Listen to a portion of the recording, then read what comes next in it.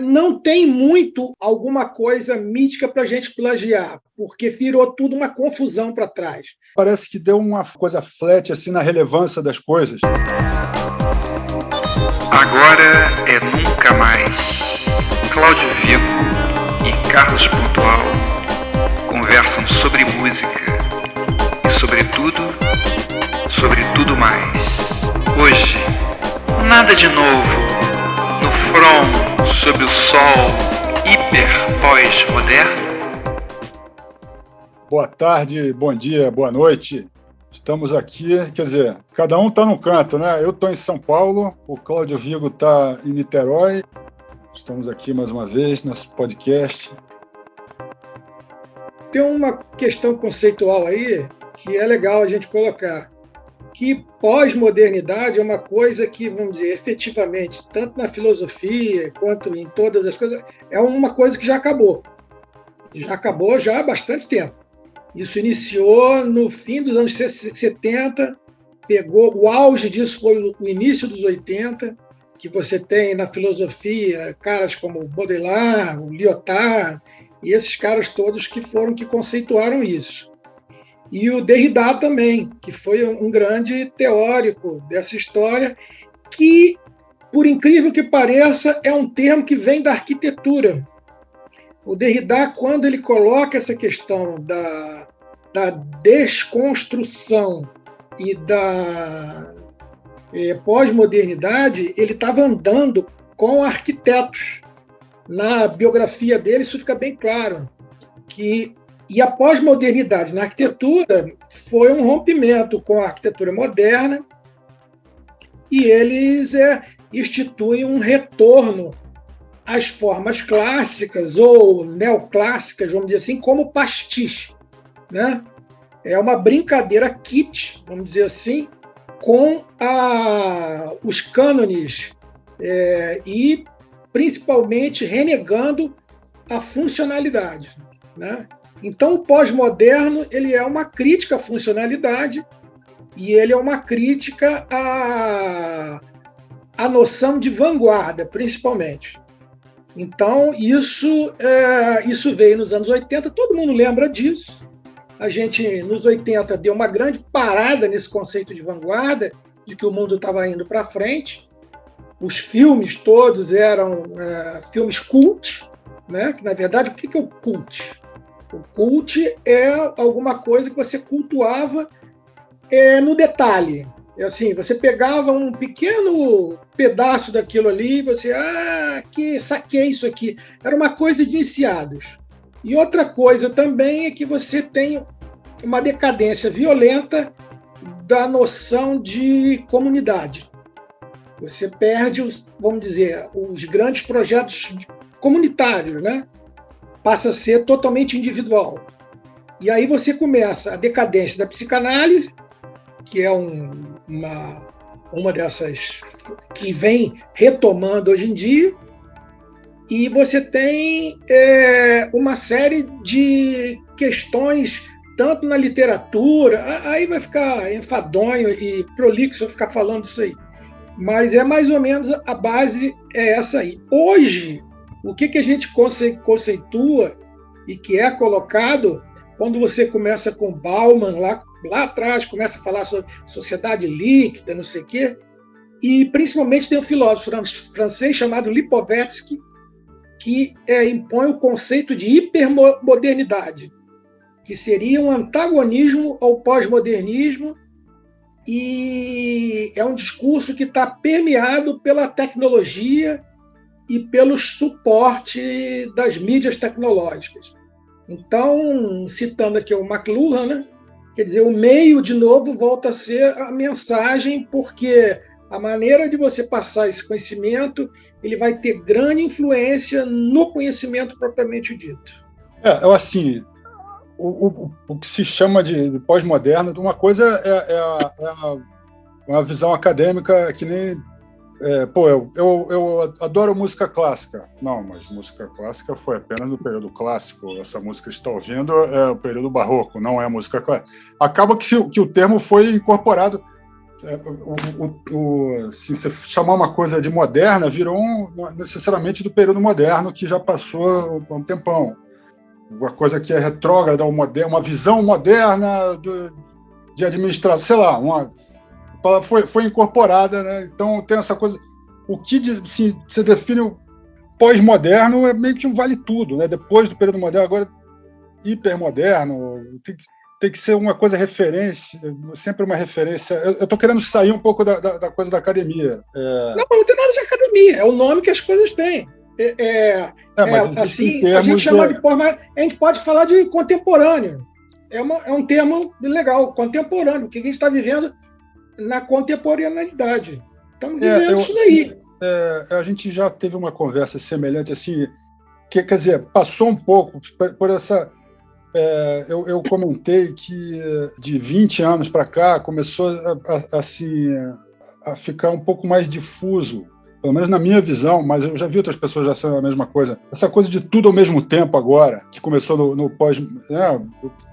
parece uma característica do pós-modernismo, esse hiper, não sei. Mas você vê na arquitetura prédios bizarros, o estilo eclético que mistura a coluna grega com a identidade visual, que você vê imediatamente uma associação assim do que era os anos 40, que são os anos 50, os anos 60. De 2000 para cá, você pode, trazendo um pouco para o mundo da música, assim, do mainstream, que se define... Você pensa nos anos 70, você calça boca de sino, cabelos... false majors, nos anos 80, B-52s e tal, 90, grunge. Chegou nos anos 2000, parece que com a internet, cada vez maior influência da internet, não só os lugares, como os tempos começaram a se misturar. Então, antes você podia identificar um padrão assim de... se eu tenho bandas dos anos 80, você consegue identificar uma influência do visual dos anos 50. Você consegue... de 2000 para cá começou uma maçaroca a influência pode ter 100 anos, pode ser do ano passado, pode ser sei lá, na Iugoslávia tem gente usando agasalho de breakdance e vira uma tendência. É tudo ao mesmo tempo. Eu não sei se isso, de certa forma, se torna uma característica de hoje em dia. Mas essa mistura vem justamente dessa aldeia global, né, cara? Sim, a influência da internet. A influência da internet. Você tem tudo ao mesmo tempo. E, de repente, novos fãs de coisas que foram feitas há muito tempo que estão descobrindo agora como se fosse uma novidade. Isso. Eu acho isso muito interessante. Eu tendo assim, porque essa coisa de tudo foi feito, que nada de novo sob o sol. Antigamente, na minha época, os menestréis que usavam alaúde de corda de tripa de carneiro era muito melhor. Agora tem esse pessoal usando corda de tripa de boi, não tem a beleza que era de 1490. Sempre tem esse papo assim do medo do novo. Uma coisa assim é você falar, no meu tempo era assim, hoje em dia essa resistência de hoje em dia a música não é, isso não é música. Sempre tem um papo, né? Você vê as críticas que falavam aos lundus, são idênticas aos funk de hoje em dia, sabe? Eles são idênticas, você vai ler assim, idêntico. E eu tento procurar separar entre até que ponto é um velho reclamando das novidades ou uma consciência de uma característica daquele momento mesmo, né? Eu acho importante tentar, pelo menos eu tento, tentar ver o que é circunstancial o que é característico daquele momento, né? Desse momento que a gente está vivendo agora, né, cara? A gente está entrando assim, deepfake, pós-verdades, a gente tem inteligência artificial, um monte de tecnologias aí que já estão fazendo um efeito, já estão causando um efeito nas nossas vidas e vão fazer muito mais de um jeito assim que a gente nem imagina, né? Que nem você vê o David Bowie falando da internet dos anos 90, cara, é foda, bicho. Tá tudo ali, cara. A internet, sim, o cercadinho do Facebook vai ser daqui a pouco que nem o MySpace, que nem a gente fala do MySpace, lembra do MySpace, né? Daqui a pouco, pô, lembra do Facebook, já é uma Eu acho coisa... que já está, né? Já está. Já está, sim. Mas é uma ladeira mais, né, menos estreita, né?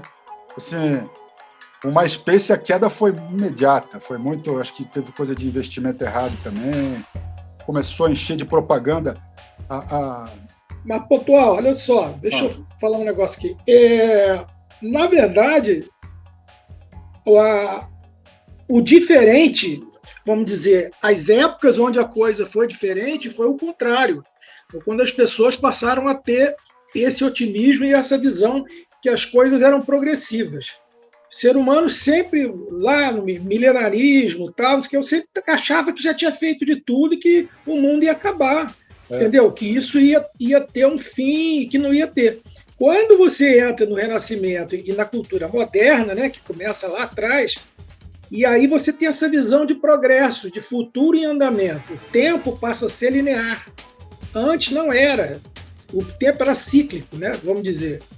Tem umas coisas do Mircea Eliade que é muito bacana sobre isso, que ele vai discutindo exatamente o surgimento do tempo linear. E ele começa a colocar nas culturas antigas, existia já essa reclamação que a gente está fazendo aqui com relação a uma idade de ouro, entendeu? Que existia antes do que eles estavam vivendo. Então, por exemplo, até se você pegar na monoteísmo aí, em geral, os caras sempre estão colocando, não, já houve uma época onde Deus, não sei o quê, e agora nós caímos em desgraça. Agora está uma merda, mas a idade de ouro, sabe? Isso é uma coisa bastante comum.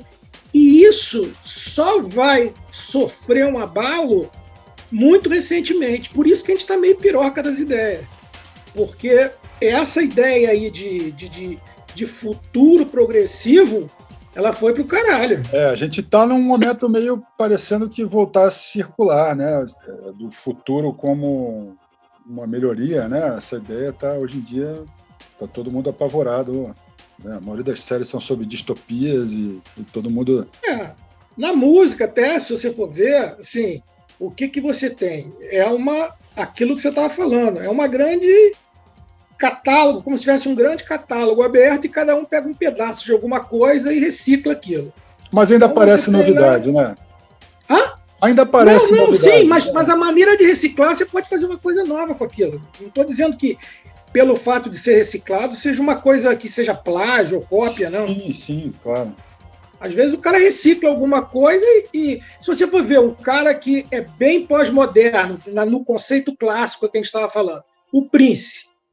O Prince é um gênio, mas o que tem ali? Tem uma série de reciclagens. Ali tem um pouco de Jimi Hendrix, tem um pouco de Little Richard, tem um pouco de funk lá do George Clinton, tem um monte de coisa. Aí ele pega aquilo ali, dá uma desconstruída na porra toda e faz um som que é revolucionário.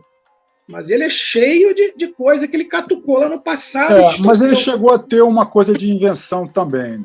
Alguma coisa... Não, mas a invenção dele é enorme, com certeza. Sim, mas ele também era um mestre, né, naquele sentido daquela separação lá do inventor, do mestre, do Pound lá.